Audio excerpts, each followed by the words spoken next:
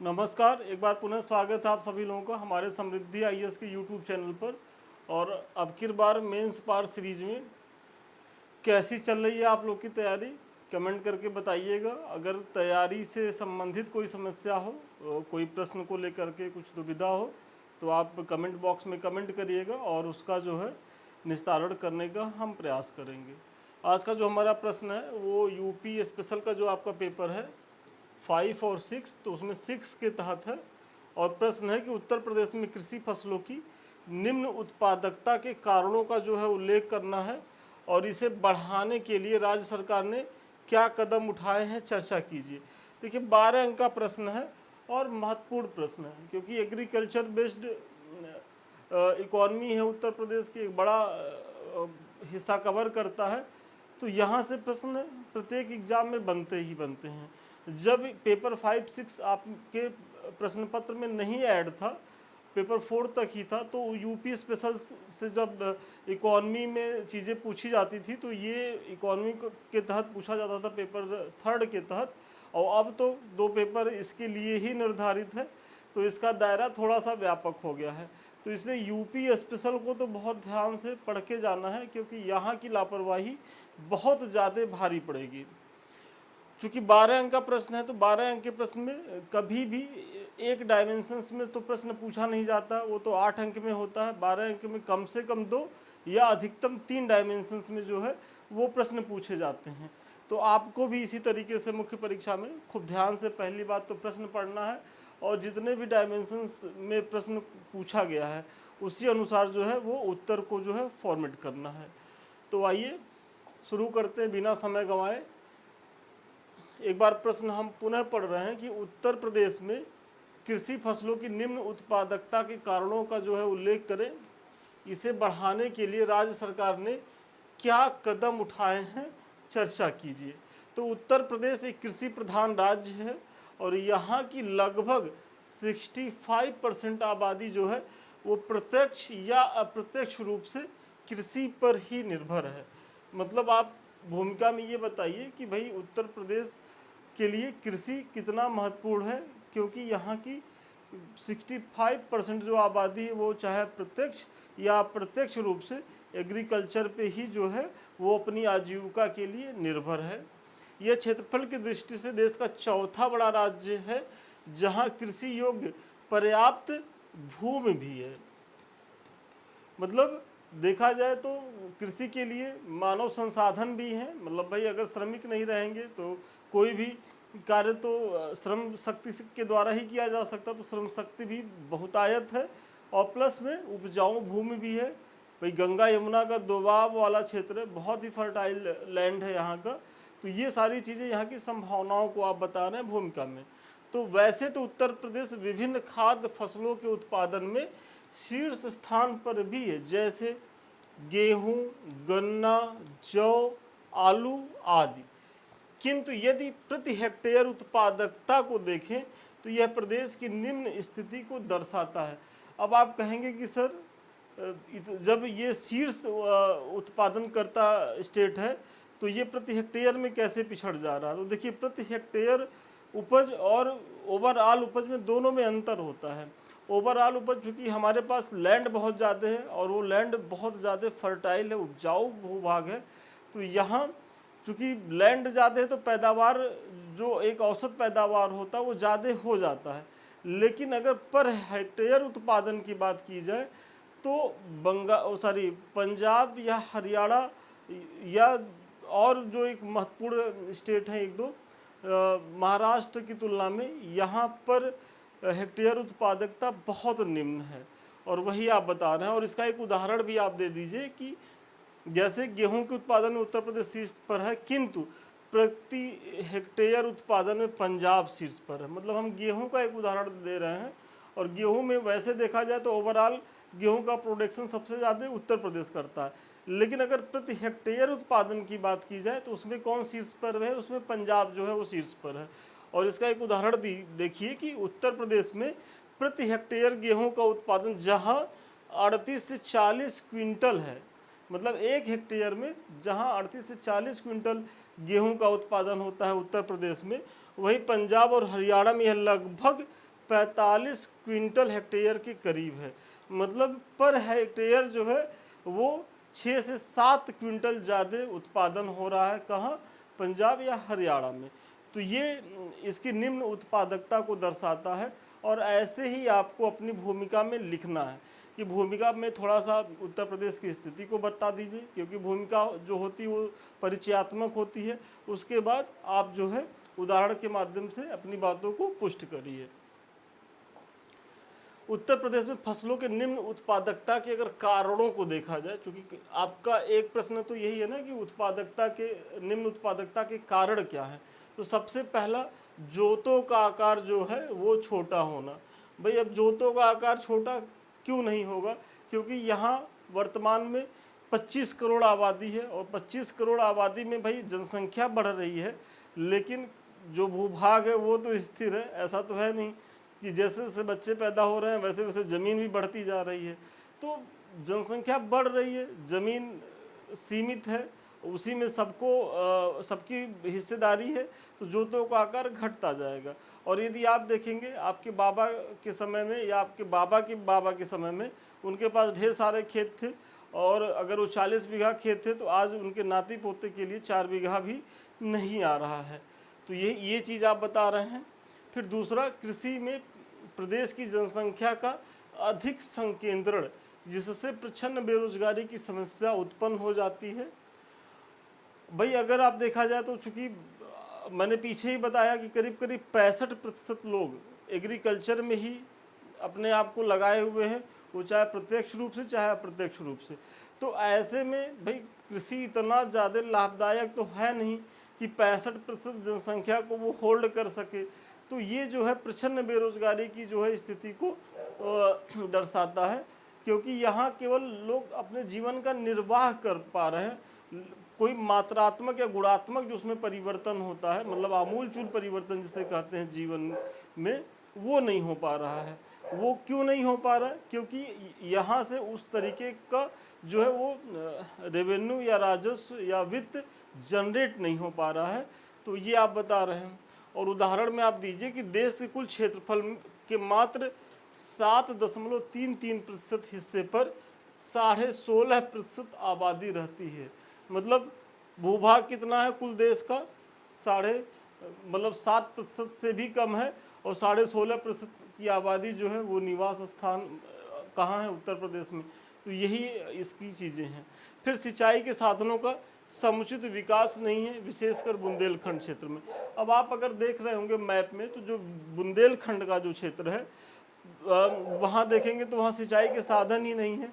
तो ऐसे में हमारा एक जो बड़ा भूभाग है वो उच्च उत्पादकता से बहुत पीछे रह जाता है, और वहाँ केवल हम जो है मोटे अनाज तक का ही प्रोडक्शन कर पाते हैं। और इसी तरीके से अगर देखा जाए तो पूर्वांचल का जो क्षेत्र है वो उपजाऊ तो बहुत, लेकिन बाढ़ग्रस्त है। तो बाढ़ग्रस्त वाली स्थिति में केवल हम वहाँ कौन सी फसल ले पाएंगे? केवल रबी की फसल ले पाते हैं, मतलब गेहूं की फसल ले पाते हैं। खरीफ की फसल हमारी वहाँ भी डिस्टर्ब होती है।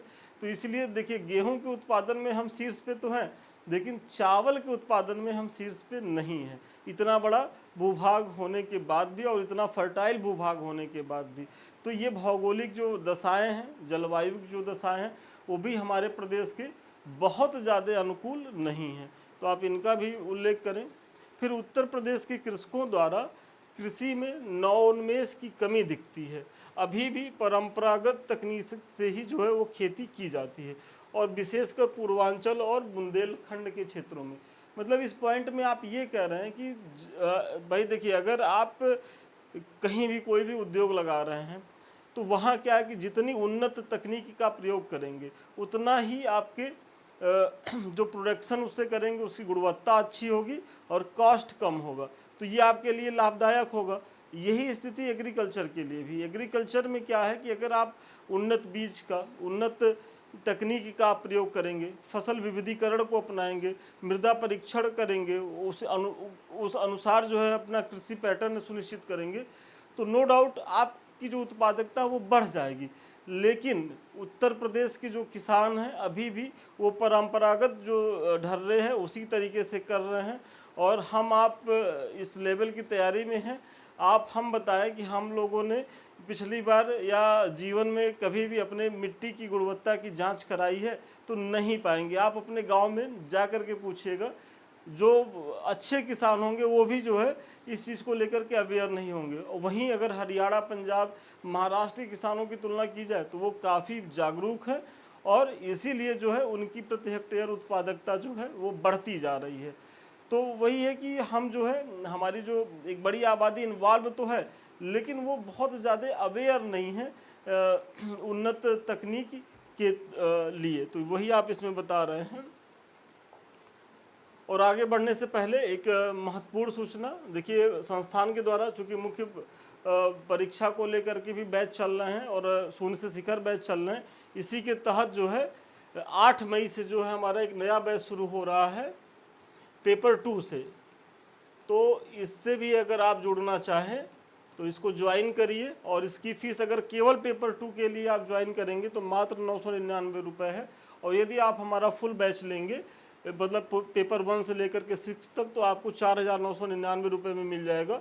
और ये सीमित बच्चों के लिए, ऑफर सीमित बच्चों के लिए है, तो इसका आप लोग लाभ उठाइए। और यहाँ क्या है कि डेली आपको प्रश्न दिए जाएंगे, आप करके इस तरीके से पीडीएफ में भेजेंगे, मार्किंग होगी, जो भी कमी रहेगी वो बताई जाएगी, और फिर जो है संस्थान के द्वारा मॉडल आंसर भी दिया जाएगा। मतलब यहाँ जो है आपकी तैयारी का जो कंप्लीट वे में तैयारी कराई जाएगी। मतलब प्रत्येक टॉपिक से न केवल महत्वपूर्ण प्रश्न होंगे, पीवाईक्यू होंगे, अति संभावित प्रश्न भी होंगे।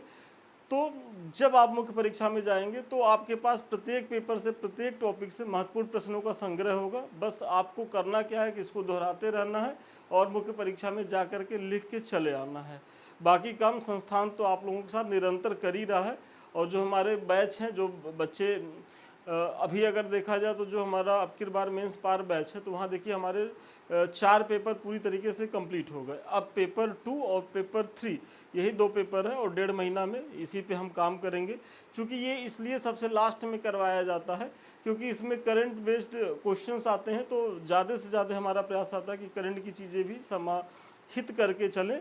तो इसीलिए सबसे लास्ट में रणनीति के तहत करवाया जा रहा। तो जो बच्चे इस बार मुख्य परीक्षा दे रहे हैं वो तो जुड़े ही जुड़े, और जो बच्चे अगली बार टारगेट कर रहे हैं उनके लिए तो बहुत ही सुनहरा अवसर है अभी मुख्य परीक्षा को तैयार करने का। क्योंकि मुख्य ही मुख्य होता है, बाकी तो सब गौड़ होता है। अगर मुख्य परीक्षा की तैयारी बेहतर रहेगी तभी जा कर के आप एक बार पीटी पास करेंगे तो फाइनल सिलेक्शन ले लेंगे, नहीं तो पीटी पास करते रहिए। तो इससे जुड़िए, इसका लाभ उठाइए। फिर सरकारी तंत्र एवं नौकरशाही की उदासीनता भी कृषि की दुर्दशा के लिए जिम्मेदार है। एमएसपी एवं संस्थागत ऋण की उपलब्धता सहज तरीके से जो है वो नहीं है। तो ये भी एक कारण है जो उत्तर प्रदेश की कृषि की निम्न उत्पादकता के कारण है। और ये सरकारी तंत्र और नौकरशाही की उदासीनता एक ऐसा पॉइंट है कि इसको किसी भी समस्या में डाल दीजिए, क्योंकि वाकई में जो हमारी नौकरशाही है, ब्यूरोक्रेसी है, वो समस्या का समाधान कम और समस्या बढ़ाती जाते हैं, जिसे हम लाल फीताशाही के नाम से जानते हैं। हालांकि हाल की जो सरकारें हैं इसको लेकर के बहुत ज़्यादा अवेयर है, इसमें सुधार भी हो रहा है, लेकिन अभी भी स्थिति बहुत अच्छी तो नहीं कही जा सकती।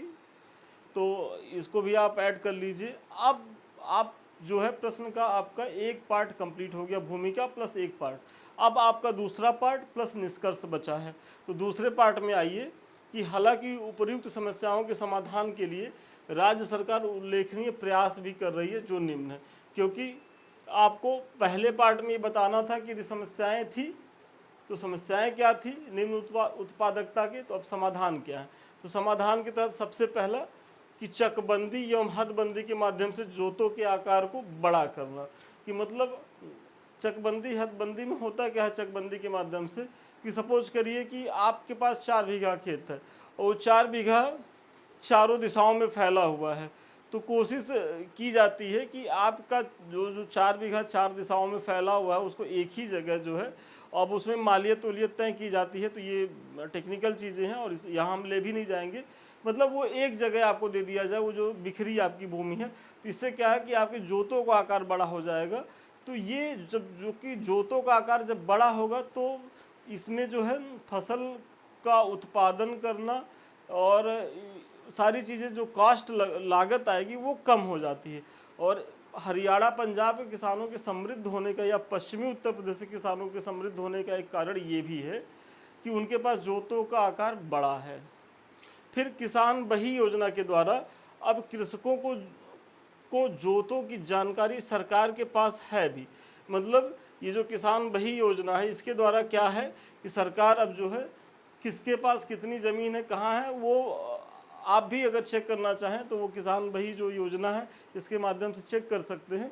और सरकार चेक करके चकबंदी के माध्यम से सबको इकट्ठा जो जितनी जिसकी भूमि है इकट्ठा देने का प्रयास करना चाहिए, और सरकार कर भी रही है। राज्य के कृषकों को उचित एवं एकीकृत मूल्य प्रदान करने हेतु राज्य की मंडियों को ई नाम प्रोग्राम से जो है वो जोड़ना, मतलब ये भी महत्वपूर्ण पहल है सरकार के द्वारा कि ई नाम जो पहल है उसे जोड़ना, ई मंडी के द्वारा जोड़ना, ताकि जो है ऑनलाइन ट्रेडिंग जो है वो कर सके दूर दराज के भी किसान। हालांकि अब इसमें समस्या ये है, ये बहुत ज़्यादा सफलीभूत उत्तर प्रदेश में और विशेषकर पूर्वांचल या बुंदेलखंड में इसलिए नहीं हो रहा है कि लोग बहुत ज़्यादा टेक्नो फ्रेंडली नहीं हैं, तो इसकी सब सीमाएं भी है। लेकिन ये एक पॉजिटिव प्रयास है सरकार के द्वारा, और आज नहीं तो कल ये अच्छा इनिशिएटिव होगा भी सरकार का, तो आप इसको भी ऐड करिएगा। साथ ही साथ पर ड्रॉप मोर क्रॉप की अवधारणा के तहत उन्नत सिंचाई तकनीकों जिसमें स्प्रिंकलर एवं ड्रिप का प्रयोग को बढ़ावा देना। मतलब वही है ना कि जो केंद्र सरकार की योजना है कि पर ड्रॉप मोर क्रॉप, तो उसी अवधारणा के तहत जो है कि मतलब न्यूनतम सिंचाई के माध्यम से अधिकतम उत्पादन किया जाए। और वो कैसे हो सकता है, तो ड्रिप सिंचाई या स्प्रिंकलर सिंचाई। और जब मैं इरिगेशन वाली चीज़ें करा रहा था तो उसको बाई मैप मैंने दिखाया था कि कैसे चित्र के माध्यम से कि फव्वारा सिंचाई कैसे होता है, स्प्रिंकलर सिंचाई कैसे होता है। तो ये सारी सिंचाई की जो विधियां हैं, कुंड सिंचाई होता है नलकूपों के द्वारा, सारी चीज़ें मैंने दिखाया था। तो आप जो है प्रीवियस जो वीडियो है उसको देख लीजिएगा तो और ज़्यादा क्लियर होगा। तो यहाँ इसको भी आप बता दीजिए। फिर उत्तर प्रदेश सरकार ने कृषक आयोग का गठन किया है, बहुत महत्वपूर्ण पहल है प्रदेश सरकार की, तो आप इसकी भी चर्चा करें कि कृषक आयोग का गठन जो कृषि विकास योजनाओं को संचालित करेगा एवं कृषकों की समस्याओं के समाधान हेतु जो है वो त्वरित कदम उठाएगा। और आप लोगों के लिए जो बच्चे आरओ का पीटी देने जा रहे हैं वो कमेंट करके बताएंगे कि उत्तर प्रदेश के द्वारा कृषक आयोग का गठन जो है वो किस ईयर में किया गया है। ये एक बार पूछा गया प्रश्न है आयोग के द्वारा, और इसके पुनः पूछे जाने की प्रबल संभावना है, क्योंकि अभी तक ये एक ही बार पूछा गया है। तो ये ज़रूर रिपीट करेगा, और जब 2-4 साल बीत जाता है तो वो कमीशन ज़रूर पूछता है, क्योंकि तब तक बच्चे जो है इसको भूल चुके रहते हैं। तो आप लोग जो है यहीं थोड़ा सा पीटी के लिए भी तैयारी करते रहिए। फिर खाद्य प्रसंस्करण उद्योग नीति 2023 एवं उत्तर प्रदेश कृषि निर्यात नीति 2019 का सफल क्रियान्वयन। अब देखिए ये जो नीतियां हैं ये कृषि के उच्च उत्पादकता के लिए बहुत महत्वपूर्ण है, लेकिन अब इसको हम विस्तार नहीं दे सकते क्योंकि 12 अंक का प्रश्न है और इस पे प्रश्न नहीं है। अगर आप खाद्य प्रसंस्करण और उद्योग नीति 2023 के बारे में बहुत ज़्यादा जानकारी चाहते हो तो इस पर मैंने सेपरेट एक क्वेश्चन ही कराया है, आप जा करके प्लेलिस्ट में देख लीजिए। और उत्तर प्रदेश कृषि निर्यात नीति के बारे में भी जो है वो मैंने क्वेश्चन कराया है। तो ये दोनों टॉपिक महत्वपूर्ण टॉपिक हैं और क्वेश्चन कराए गए हैं, तो आप इसका भी लाभ उठाएं। फिर जिसके तहत सहकारी कृषि एवं किसान उत्पादक संगठनों को प्रोत्साहित करना आदि, तो आप इसका भी उल्लेख करें। और जब इतना सब बता दीजिए तो एक छोटा सा निष्कर्ष दीजिए कि इस प्रकार उपयुक्त विवरण के आधार पर कहा जा सकता है कि उत्तर प्रदेश में निम्न उत्पादकता की समस्या तो है, बिल्कुल है, और आपने पीछे दिखाया भी है।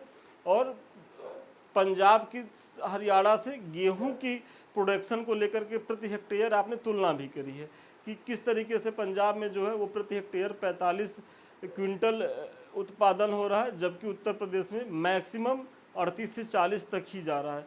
मतलब 1 हेक्टेयर में जो है वो 6 से 7 क्विंटल की जो है वो कमी आ रही है। तो वो आप बता रहे हैं, तो वही समस्या है, किंतु प्रदेश सरकार इस समस्या के समाधान के लिए गंभीर प्रयास कर रही है एवं हाल के वर्षों में स्थिति में सुधार दिख भी रहा है। तो भूमिका हमेशा परिचयात्मक लिखिए और निष्कर्ष हमेशा आशावादी दृष्टि लिए हुए लिखिए। तो ये आपका निष्कर्ष हुआ और आज के प्रश्न का उत्तर यहीं तक था। मुझे बहुत भरोसा है कि इस प्रश्न के माध्यम से न केवल हम आपको एक मॉडल आंसर दे पाए होंगे, बल्कि आपको भूमिका कैसे लिखनी है, बीच का पार्ट कैसे लिखना है, निष्कर्ष कैसे लिखना है, इसके बारे में भी कुछ हम जानकारी दे पाए होंगे। ये हमारे लिंक्स हैं, एक तो समृद्धि आईएएस का टेलीग्राम, आप लोग इससे ज़रूर जुड़िए, क्योंकि कोई भी सूचना सबसे पहले संस्थान के द्वारा यहीं दी जाती है। कोई भी आपकी क्वेरी हो, कुछ जानना चाहते हो, तो आप यहाँ कमेंट करेंगे, हमारे एडमिन्स इसका जवाब दे देंगे। हम भी यदि फ्री रहते हैं तो हम खुद देते हैं जवाब। और ये हमारे 2 चैनल है, एक तो समृद्धि आईएएस का जिससे हम आप रूबरू हो रहे हैं, और दूसरा संदीप मिश्रा ऑफिशियल। ये दोनों चैनल आप ही के हैं और इसे आप ही के द्वारा आगे बढ़ाना है। तो इसे लाइक करिए, सब्सक्राइब करिए, शेयर करिए। तो चलिए आज के लिए इतना ही, पुनः मिलते हैं नए वीडियो में नए क्लास के साथ। तब तक के लिए धन्यवाद, शुभकामनाएं आपको।